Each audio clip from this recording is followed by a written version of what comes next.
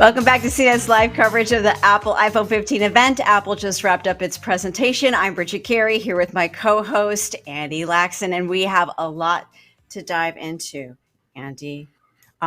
We do. We have we have the iPhone 15, the iPhone 15 Pro Max, so no Ultra, and we have two new Apple Watches, the Apple Watch Series 9, the Apple Watch Ultra 2, and a lot of the rumors that we've heard came true. But Andy, I want to start it off with hearing your reactions to the Pro Max and this really souped up camera inside with all like the best camera is going to be in the Pro Max model. So let's talk about that.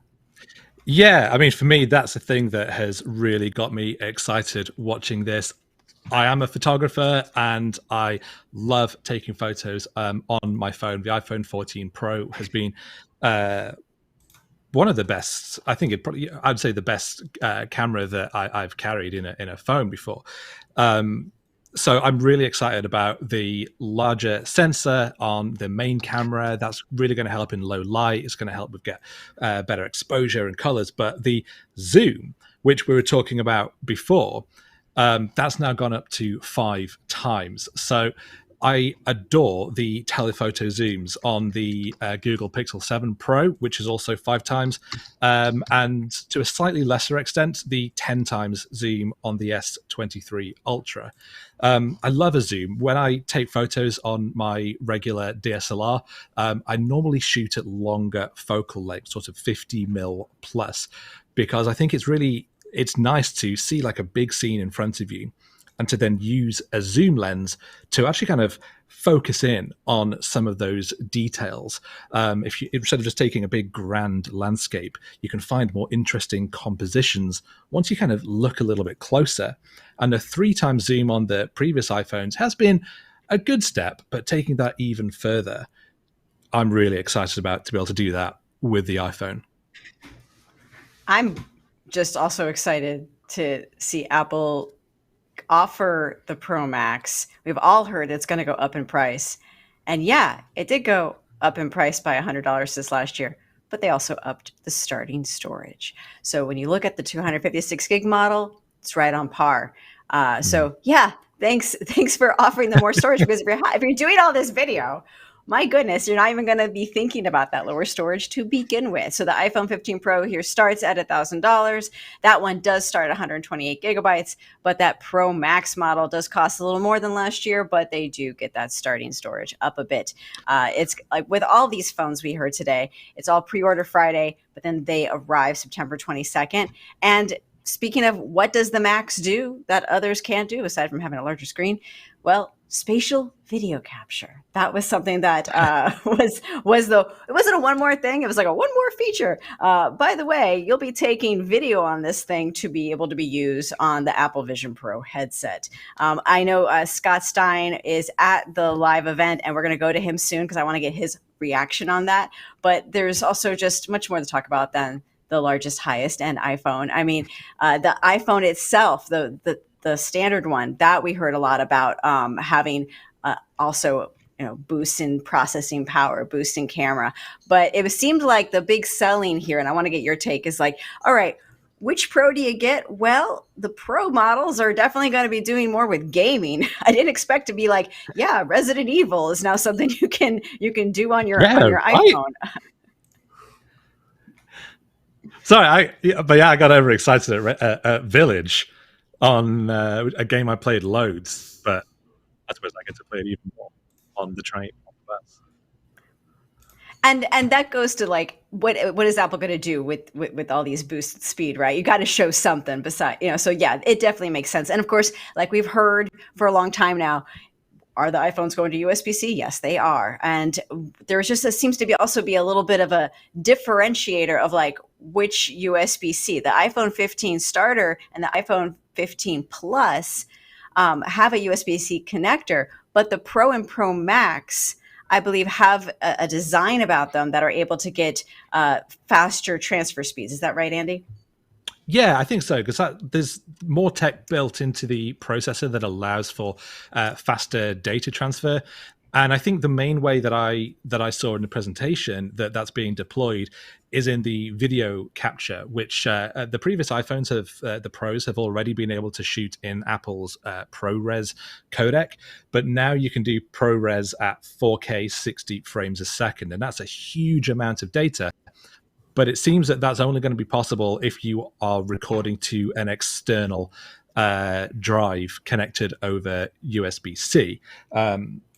I've probably got examples of those around here because that's how I shoot on my cameras. If I'm shooting in like really, really data heavy video codecs, recording it internally is just a little bit too difficult. So I think that's maybe one of the things that move to USB-C has allowed. And that A17 Pro chip, a little bit of a different name this time around.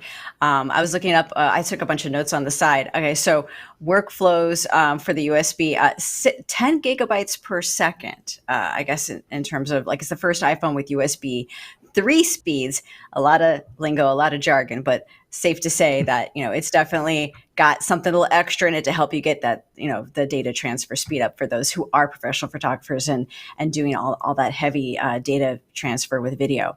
But then we want to go back to the iPhone 15.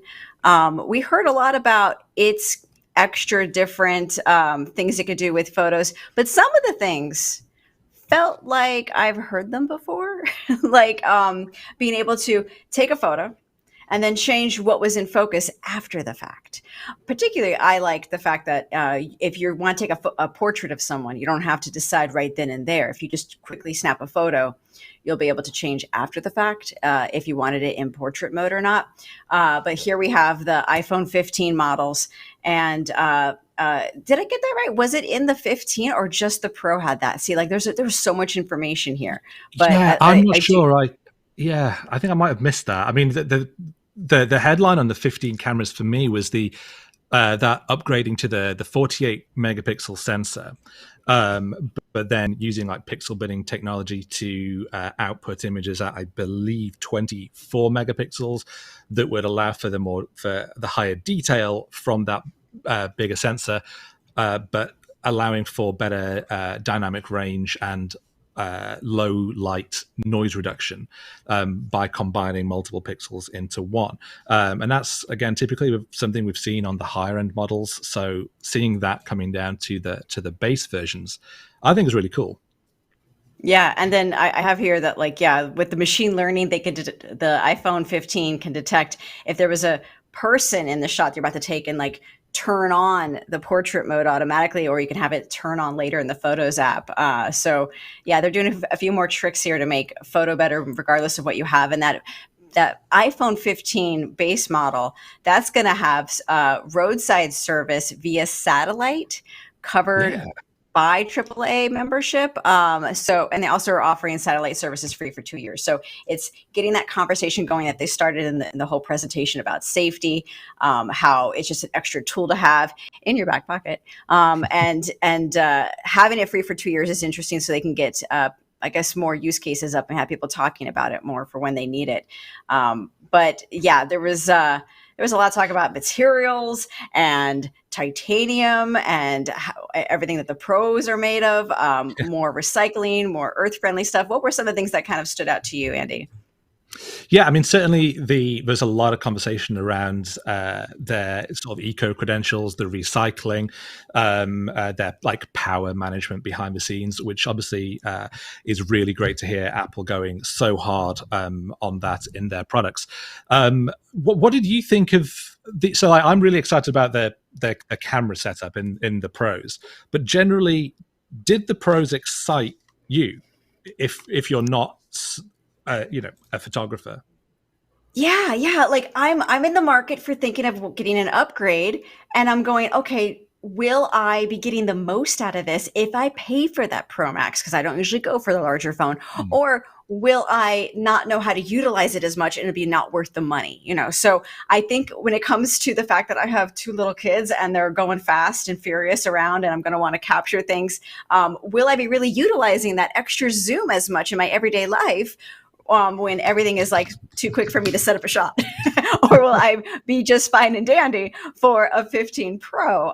So I'm going to make a decision here soon, I think. But I mean, I think I'm definitely going with the pros for sure when it comes to what I want. And then I'm thinking about, okay, that action button, some good things there, being able to quickly launch a camera, quickly have voice memos. So I think we're going to see people have good uses with that. But honestly, I'm walking away with this going, I kind of knew the iPhone was going to be cool. I'm glad it isn't too much more of a cost than it was before, but I'm more excited about the Apple Watch, the Series 9.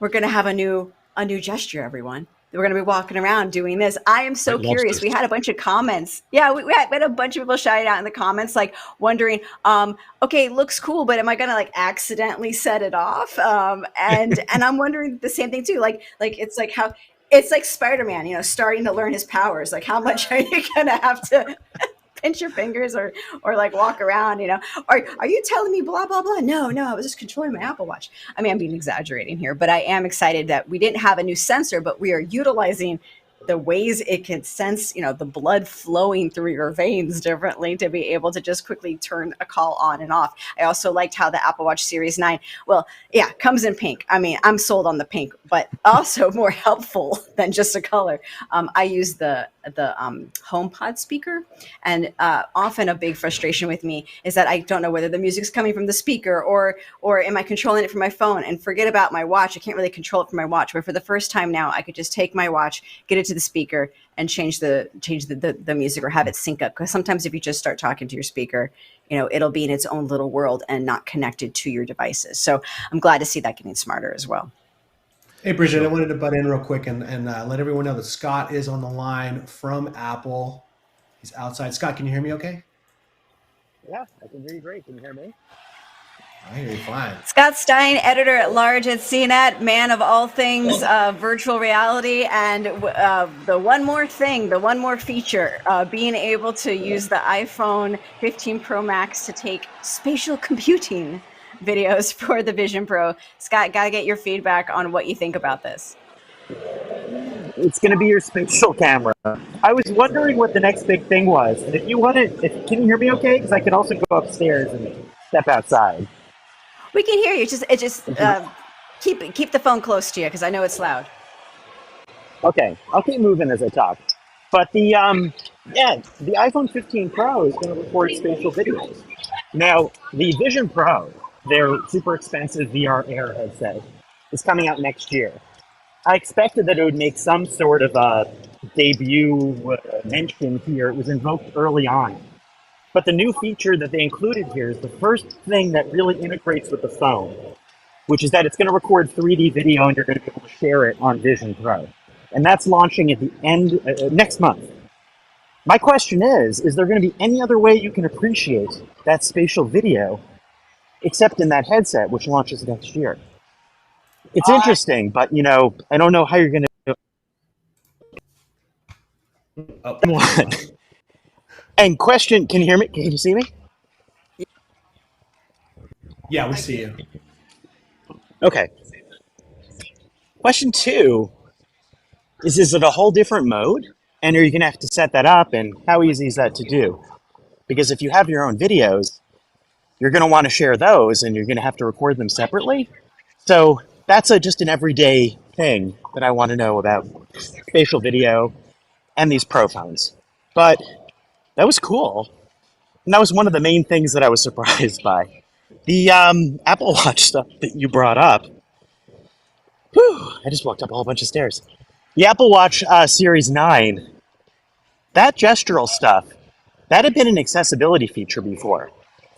And so it's nice to see that emerge, but I totally see the connecting points between that and the Vision Pro headset. And I would expect that would be something that at some point would be an AR feature. But right now, the Vision Pro doesn't use the watch at all. I mean, it's useful, but it seems like the beginning of something that they're going to explore more, maybe with your iPad or your computer. There are ways that you can control this to do other things. I think it's super interesting because the idea of that as like an ambient computing interface is something I've thought about for a while. But we're here with just one little gesture. But I think it's the beginning of a new type of thinking that you may start seeing flowing over to other parts of Apple's software landscape. So those are two things that really stood out for me.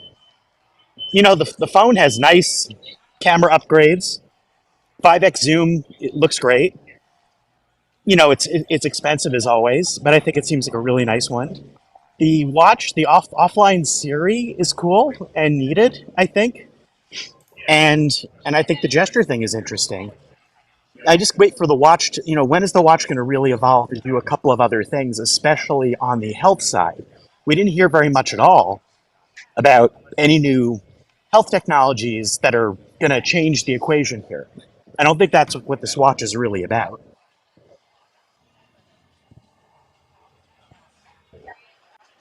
Can you hear me? Yeah, no, I totally agree with you about like how there is no real extra Yeah. like health necessarily feature in the watch, but it still has me excited to see what they're doing. And yeah, what if you're wearing the watch with your Vision Pro headset, and then you got tapping the Vision Pro, tapping with your watch. There is definitely a cohesion going on with what they have in mind. They have all this in their heads Yeah. on where we're going, and they got to get us used to this, right? So let's get them in the door easy with the super sustainable, super carbon neutral watch, which is kind of cool. But I mean, a little bit much on the presentation, but cool. and then we're all going to be doing the taps. I'm also curious about a couple of things. Like one, with USB-C, that opens up a whole bunch of doors that you could go down with the iPhone that they didn't get into. Someone else here, another tech journalist, I'm forgetting who now, I think it might have been Daryl Etherington, had said something about, hey, can you connect your phone to keyboards and displays and, finally do the stuff that I kind of have wanted to do for a while. You do that stuff with like Samsung DeX. I feel like there are a lot of ways. I mean, the iPad goes with external displays. I think there are a lot of things that USB-C could also enable that they're not getting into here. But of course, this is the first USB-C introduction. I just think there's a lot more that you can do with it. Right now, we're just talking about data throughputs and charging. So that was interesting. And then I was missing on the watch front. Speaking of the health sensors, I keep thinking about, we talk about the Oura Ring over and over. Year after year, Lexi and I have looked at that ring. And I'm waiting for Apple to have kind of like general health states and kind of like rethink the way that the holistic look of your health and wellness is presented. That will require more continuous sleep tracking, which means better battery life. And how are they going to use the temperature sensor more? Which there's a temperature sensor, you don't use it much except for ovulation tracking. I just think there's other stuff that the watch could be doing. Maybe they're waiting for the X, that rumored Apple Watch X next year. Maybe the time where they rethink the 3 rings and really change that and go for that holistic health approach. I'm going to bet that that's the case. But I was just kind of waiting for that too. Was the Apple Watch rumored to be getting blood glucose monitoring, or have I misremembered that? That was like off in the fringes. I think the one that was beginning to surface was blood pressure. Right. And I think what's interesting about that is that I've seen a lot of blood pressure tech throughout the years. I have high blood pressure. I'm waiting for a watch that does it really well. Samsung's does it a bit. I think there's definitely tech that's showing we're getting there, and that may be something that emerges on the next watch. But it has to be really good, because like if you give a false reading, you could have a problem and not realize it, and if you have a reading, either way, it would be bad. And I don't check my blood pressure like all the time. So, if you're checking and go, oh, I'm fine, I'm good to go, that would be, I don't know, it might be the same with like blood glucose. Like, you get into more critical territories of, like heart rate does have emergency moments, but everyone's heart is beating and rises and falls and stuff. But like, I don't know, I just think you start getting into stuff that you have to take greater care with. So I would love to see that. I just don't, again, it's like we didn't hear anything on the health sensor front here. Well, even though not everyone's going to be buying a Vision Pro right away. I feel like this is the year for Apple to really get everything going on the Vision Pro. I mean, most people are here watching this wanting to, they care about the iPhone and the Apple Watch, but Apple itself obviously has to get things rolling with the Vision Pro. And I keep thinking, okay, so they got a phone now that can take content or can make content for that Vision Pro that looks good. And I thought about the original Vision Pro event, Scott, and I was thinking about how we all kind of thought it was a little weird when like the dad put the headset on to go take a video of his kids playing. Here, they just eliminated that. They just said, hey, you know what? You don't have to necessarily record your Vision Pro video with your big camcorder Vision Pro headset. Like in the old days, you could just use your phone. But it's about, right, like you said, who is going to really see all those benefits? Will there be a way to kind of get that content off unless you have a headset? But they're just kind of paving the way, I guess, with these like baby steps into content. Yeah, this may be the last time that you've seen someone wearing a Vision Pro to capture spatial memories video. You're like, they may not go back to that again. They may focus more on the phone and then the Vision Pro to relive the memories, which makes a lot more sense. I think, yeah, like getting everyone used to the idea of that concept and sort of easing people into what it means on their phone. And then from the watch standpoint, at some point they're going to need to ease people into this new interface. And even though the watch is not right now part of the Vision Pro, I think over the coming years, you're going to start having elements of interfaces that'll start feeling similar to the point where you look at Vision Pro now and the idea of pinching and touching in the air is a whole new thing. I think it might become something a lot more commonplace by the time it goes mainstream and you go, oh yeah, it uses it like I also use it on blank. I mean, that would be interesting. I mean, if the watch can be a gestural interface thing, what if you could like use it anywhere on any Apple device? And then I don't know if you'd always want to use it, but if it worked really well, it's an interesting thought. I hadn't even considered how the Apple Watch would relate to the Vision Pro in that sense. But yeah, that makes total sense. If you're already using those gestures, then why shouldn't these devices kind of be built to work together in a better way? And they're kind of running this race in parallel to Meta, because Meta being, I think, of the main VR, AR player that's advancing stuff right now, they're looking at neural input wristbands, and they haven't had a lot of demos of that stuff. But the whole vision of their future tech is supposed to be a wristwatch type input with glasses, and that's becoming kind of a common thing. At some point down the road, that's going to be sort of, I think, the product package. And so Apple is going to be there with the watch at some point, but like we're probably talking like years away. But then, yeah, exactly. Like, how do you see that slowly settling into the space over a gradual path? I look at this and I'm like, ooh, that's like step one. I wonder how Scott, I know Apple's it's very. spatial video. Go ahead, Andy. Sorry. I'm just wondering how, like, if whether Apple spatial video recording on the iPhone Pro, whether that will play nicely with headsets beyond Apple's own.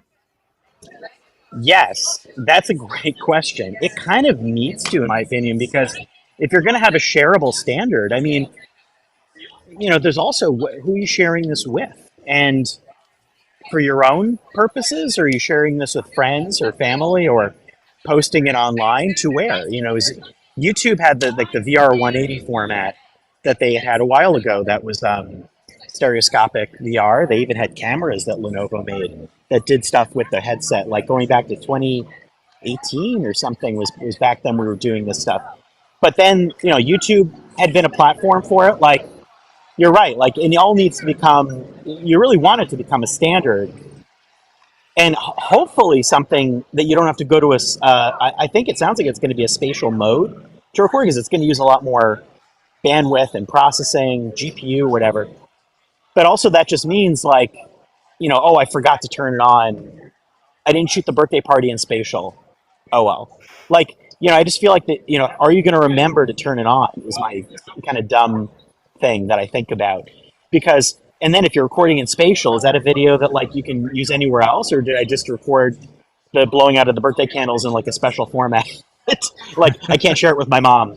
Oh, sorry, I should have recorded it in the other one. So yeah, so I think like that kind of is a big question I had, but we'll know in a month. Like when So I'm actually really excited to try that out now. So, but I don't know how I'll see it, but maybe I'll get a chance to look at a demo Vision Pro, I hope. But I have a lot of questions about it. Well, hopefully they'll be able to have a flat version you could send to grandma who doesn't have the Vision Pro. But we're going to look forward to all your input. You're Yeah. at the event today. It's going to be exciting. So we'll let you go. And hopefully when you do get a chance to try all these things out, you can help us differentiate between all the different ways we have to pinch. Do you pinch a little harder when you're using Vision Pro compared to when you're using the watch? It's going to be different kinds of pinching, perhaps, or a little tap, a double tap here and a double tap there. So help us work through it all, Scott. Thank you for joining us today. Yes, of course. Back down to the demo room I shall go. Looking forward to checking out action button haptics. Thanks, Scott. Yeah, thanks. Yeah, there's a lot of little stuff this time around. I mean, usually when it comes to an Apple event, there are small incremental changes, but I think this time around we're just kind of looking at it differently with that Pro in the environment of the Vision Pro days. Like, what does this mean in the whole scheme of things? Because Apple's got that plan far out. Yeah, and I hadn't really considered the Vision Pro, if only because I'm intensely selfish and I'm not going to get it in the UK for quite some time after you guys. So as far as I'm concerned, I'm a long way off that product. So it's not really on my mind to the same extent. Also, I just think the other camera stuff just got me a little bit too excited. So I kind of ignore. Well, that's why they ended it with the camera stuff. Yeah, they ended it with the camera stuff because that's the meat and potatoes. All they said about the Vision Pro for anyone who wants to catch up is that they're on track to have it launch early next year. So we still don't have a date from it. The real Vision Pro nugget was this feature that we just talked to Scott about. But I'm trying to think of like all the little extra little things, how Siri is now a bigger part in your Apple Watch. You could just kind of talk to it more. That'll be interesting to see how much it can be a natural way to interact rather than something kind of like maybe activates when you don't want it to activate. That's always interesting. And that dictation is supposed to be 25% more accurate than the Series 8 on the Apple Watch for people who like want to quickly go. Like I use it when I have my hands full to send a text message to someone, but you can just kind of want to do something fast. Yeah, you talked as well that you like the idea of the sort of automatic HomePod integration thing. I kind of wondered how that was going to actually be deployed, because in my mind, I'm just like, in my living room, I walk in the door and straight away on the right, that's kind of where the HomePod is. And so it's like I can only see this scenario when every single time I walk into my living room, my watch is constantly pinging like, hey, do you want to do this? I'm like, no, I'm just walking through. Let me get on. That's better than having it by my bedside table where I just want to charge my phone and lay it there. It's like, do you want to now transfer this video you're watching to your... No, I don't want everyone to hear the video I'm watching really loudly that I had in my earbuds. Thank you so much. So there's always an awkwardness as we get to go, what's the best place for all these devices to talk to each other in a smooth way without it having to be like, no Siri, no Siri, no Siri. And then, of course, we were just seeing some footage of the Apple Watch Ultra 2, how it definitely got a boost. Cycling, new ways to measure. I have some notes here: cadence, speed, and power. We have new loops that are more sustainable, and then with the Ultra, it gets a lot of the perks that the Series 9 gets, but also expanded altitude ranges, and that when it comes to the carbon neutral factors, they always keep saying like the SE, they're still selling the SE model at $250 or $249, I should say, and that's always carbon neutral when you pair it with a sport loop, and that they're going to have a couple other loops, bands, I should say, from like Nike and others that are made differently. Because yes, no more leather now; it's a whole new material.